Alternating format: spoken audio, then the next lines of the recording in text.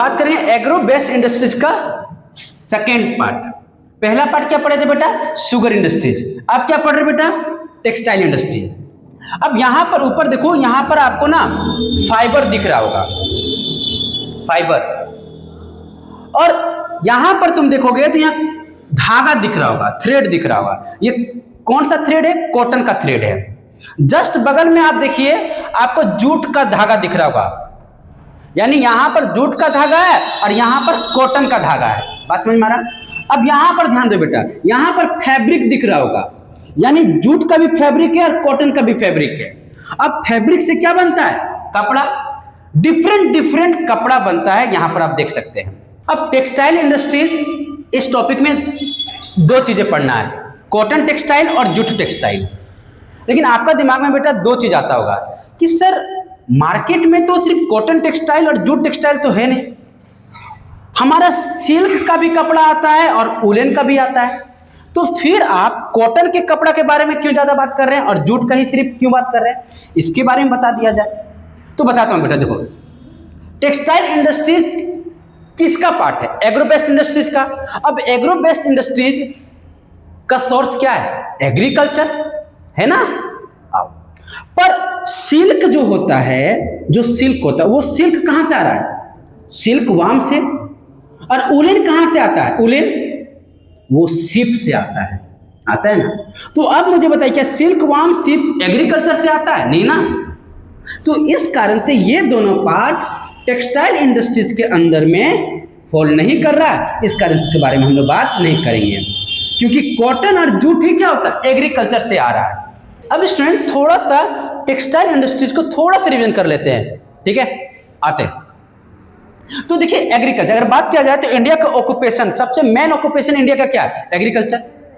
और अगर बात किया जाए तो सेकेंड लार्जेस्ट ऑक्यूपेशन इंडिया का क्या है? तो बच्चों वो है टेक्सटाइल। बात समझ में आ रहा? यानी इंडिया के लोग सबसे ज्यादा एग्रीकल्चर में व्यस्त हैं और दूसरा टेक्सटाइल में, यानी टेक्सटाइल इंडस्ट्री में। बात समझ में आया? ठीक है। तो अब बात करते हैं कि ये जो टेक्सटाइल है इंडियन के इकोनॉमिक में कितना कंट्रीब्यूशन दे रहा है? इंडिया की इकोनॉमी में कितना कंट्रीब्यूशन दे रहा है? ठीक है। तो आप मुझे बताएं, इंडियन इकोनॉमिक में इंडस्ट्रीज का कंट्रीब्यूशन है क्या? एम्प्लॉयमेंट, यानी ये इंडस्ट्रीज क्या कर रहा है? लोगों को रोजगार दे रहा है ना। आए तो क्या दे रहा है? By employment generation. तो पहला कंट्रीब्यूशन यही है।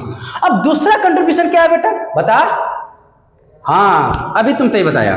तो दूसरा, अगर टेक्सटाइल इंडस्ट्रीज अगर ज्यादा कपड़ा को प्रोड्यूस करेगा, ज्यादा गुड्स को प्रोड्यूस करेगा, तो वो गुड्स क्या करेगा? दूसरे कंट्री को क्या करेगा? सेल आउट करेगा, बेचेगा, और उसके बदले में क्या आएगा?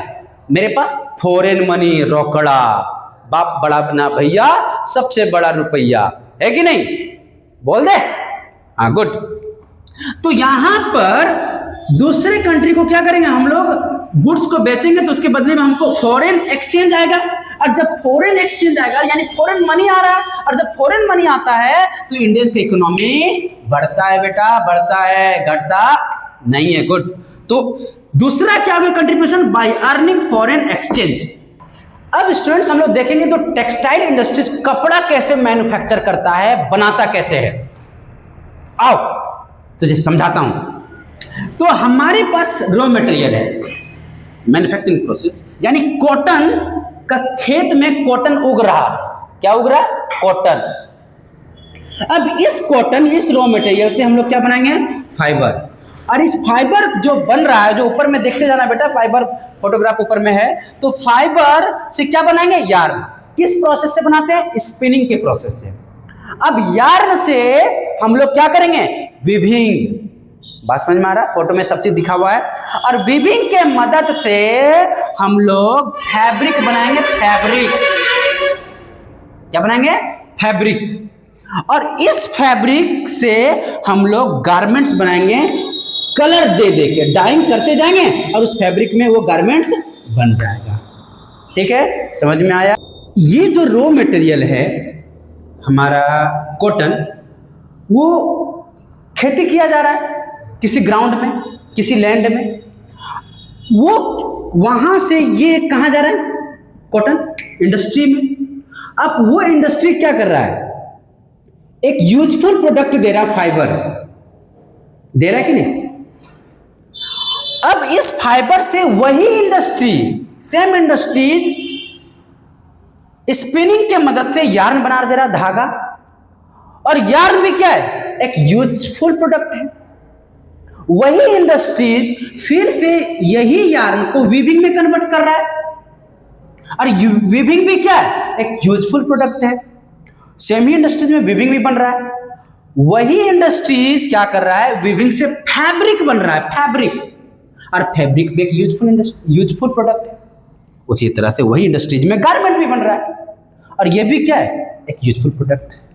यानी इसमें अगर आप देखा जाए कि क्या देख रहे हैं, कि अगर एक बार रॉ मटेरियल किसी टेक्सटाइल में अगर चला गया, तो उसी टेक्सटाइल में रॉ मटेरियल से सब चीज तैयार हो जा रहा है एक ही इंडस्ट्रीज में। यानी रॉ मटेरियल से फाइबर भी वही इसी में तैयार हो रहा है, यार्न, वीविंग, फैब्रिक, और फाइनल जो होगा प्रोडक्ट गारमेंट बनकर तैयार हो जा रहा है सेमी इंडस्ट्री में। यहां पर कोई जरूरी नहीं है अलग अलग इंडस्ट्रीज में देना। यानी फाइबर बन गया तो फाइबर आप दूसरा इंडस्ट्रीज में देंगे, यार्न बन गया तो दूसरा इंडस्ट्रीज में देंगे, एक ही इंडस्ट्रीज में सब तैयार हो रहा है। तो हम इसको लिख सकते हैं कि ये जो इंडस्ट्री है वो कैसा इंडस्ट्री है, सेल्फ रेलिएंट इंडस्ट्री है।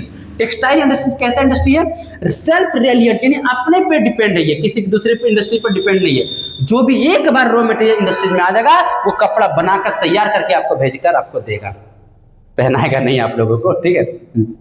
दूसरा complete in value added chain भी है। ये अब डिस्कस करते हैं कॉटन टेक्सटाइल। तो बच्चों अब कॉटन टेक्सटाइल के लिए रॉ मटेरियल क्या होगा, ऑब्वियस सी बात है कॉटन ही होगा ना।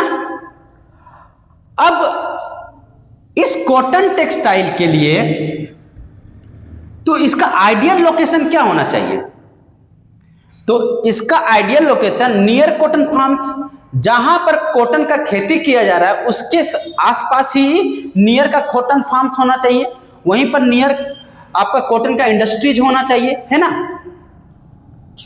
सेकेंडरी लोकेशन की बात किया जाए, सेकेंडरी बात किया जाए तो वो है वीविंग, ठीक है। तो वीविंग जो किया जाता है, जिस मशीन से वीविंग किया जाता है उस मशीन को कहते हैं लूम। अब लूम भी दो टाइप्स के होते हैं, ठीक है। अब इस फोटोग्राफ को ध्यान से देखिए, यहां पर एक लेडी क्या कर रही है, लूम कर रही है, वीविंग कर रही है। तो वो वीविंग जो कर रही है किसके मदद से कर रही है, बाय द हैंड से कर रही है। तो इस लूम को बोलेंगे हैंडलूम, हैंड से किया जा रहा है ना, इसलिए हैंडलूम।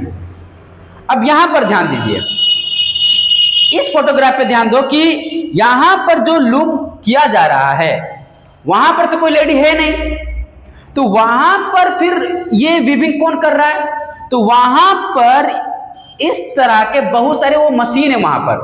तो वो मशीन जो होता है ना, इलेक्ट्रिसिटी के द्वारा यानी पावर के द्वारा वो चल रहा है। मतलब ये मशीन वीविंग कर रहा है by the electricity, by the power. इस कारण से इस मशीन को बोलेंगे पावर लूम। बात समझ में आ रहा है। तो दो टाइप्स के लूम होते हैं, एक हैंडलूम होते हैं जो हैंड से किया जाता है, और एक होता है इलेक्ट्रिसिटी से किया जाता है, ठीक है। अब यहां पर जो इस तरह का मशीन को यूज करते हैं वीविंग के लिए, वो कौन सा इंडस्ट्रीज करते हैं, स्मॉल स्केल इंडस्ट्री जो होते हैं ना, स्मॉल स्केल इंडस्ट्रीज, यानी वैसे इंडस्ट्रीज जो छोटा है, छोटा कॉटन इंडस्ट्रीज, ये दोनों लूम का यूज किया जाता है।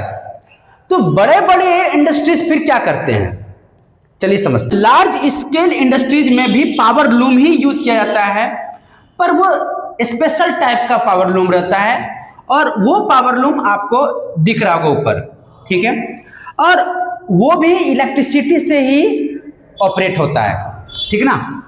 तो बस अंतर ये है कि थोड़ा सा ये जो पावर लूम जो स्मॉल स्केल इंडस्ट्रीज में होता है इसमें जो आपका वीविंग जो किया जाता है वो थोड़ा सा कम अमाउंट में होता है, पर यहाँ पर वीविंग बहुत ज़्यादा होता है, लार्ज स्केल में होता है। ठीक है, अब इस मिल्स में जो यार्न आता है वीविंग के लिए, जो यार्न आता है वीविंग के लिए, वैसे यार्न को लूमेज कहा जाता है। क्या कहा जाता है बच्चों?